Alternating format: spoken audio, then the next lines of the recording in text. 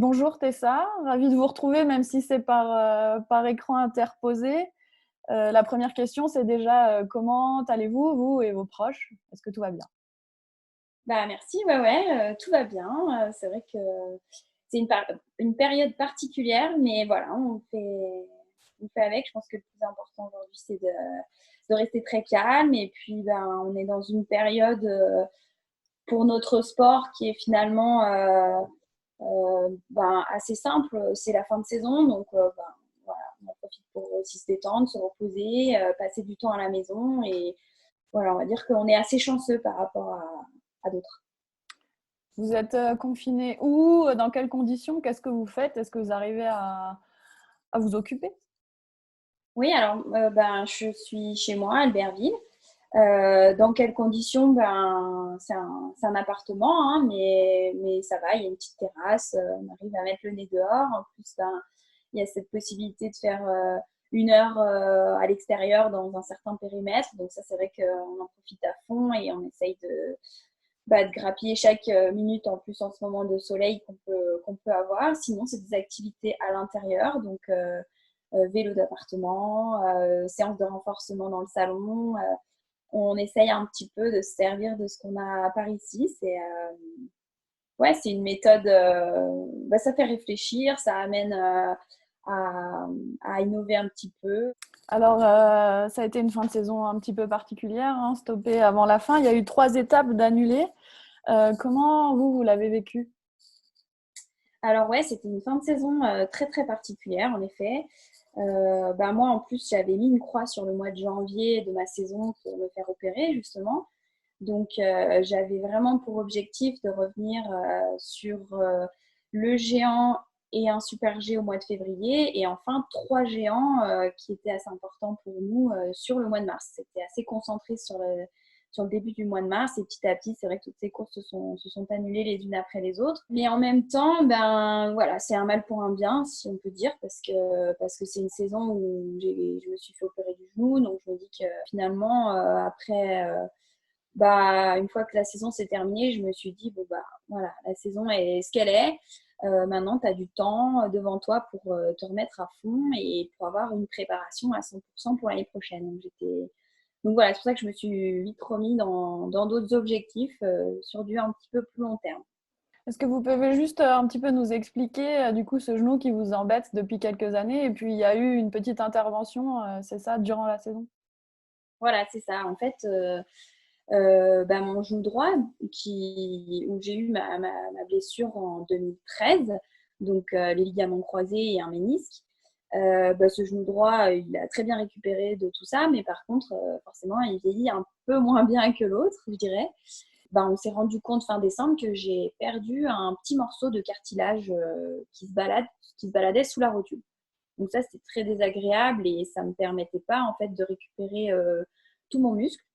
Et c'était douloureux. J'aurais pu attendre le printemps pour la faire, mais en même temps, ça faisait déjà ben, une saison et demie, en comptant la saison d'avant, que je skiais avec quand même des douleurs au genou.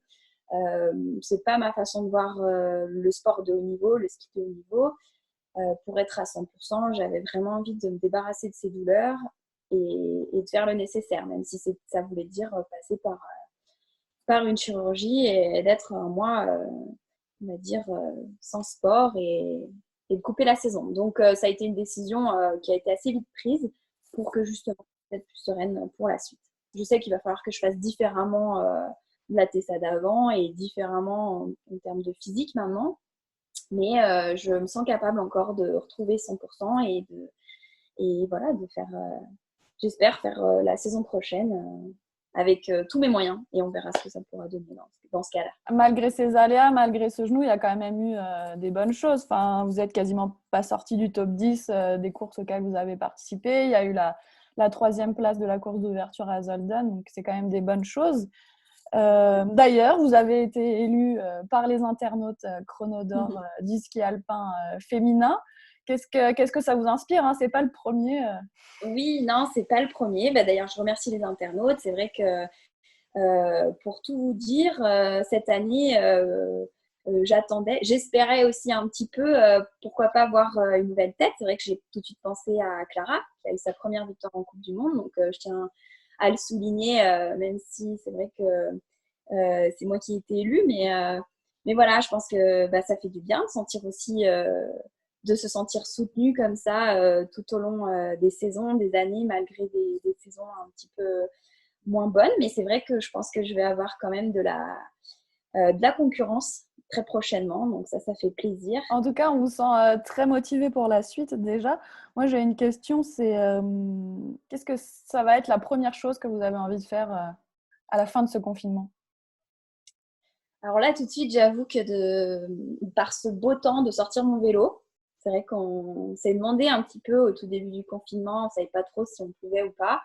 Malheureusement, on a bien compris que c'était vélo d'appartement et seulement vélo d'appartement. Et après, c'est vrai que de voir aussi les proches, les amis, alors on arrive à rester en contact, hein, mais je pense que ouais, voilà, les repas entre amis, avec la famille, c'est quelque chose qui manque aussi. Pour terminer, est-ce que vous auriez envie de faire passer un message, bien sûr, au vu de l'actualité un peu particulière en ce moment? Oui, alors c'est un message qu'on répète, hein, bien sûr, mais c'est de rester chez soi. C'est vrai que moi, en tant que militaire, je sais aussi tout le travail que font le personnel soignant. Alors c'est vrai qu'il y a le civil très très important, il y a aussi un petit peu de militaire.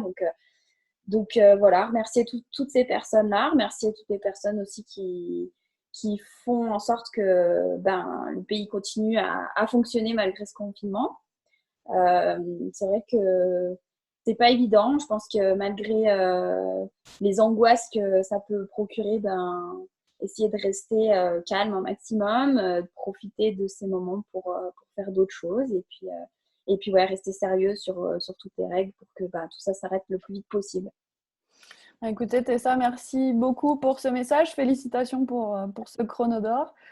Et du coup, on vous attend en forme l'année prochaine et puis rapidement pour une interview de vive voix, j'espère. Voilà, ça passe, j'espère aussi. Merci à tout le monde et puis c'était un plaisir de discuter. Merci Tessa, au revoir. À bientôt.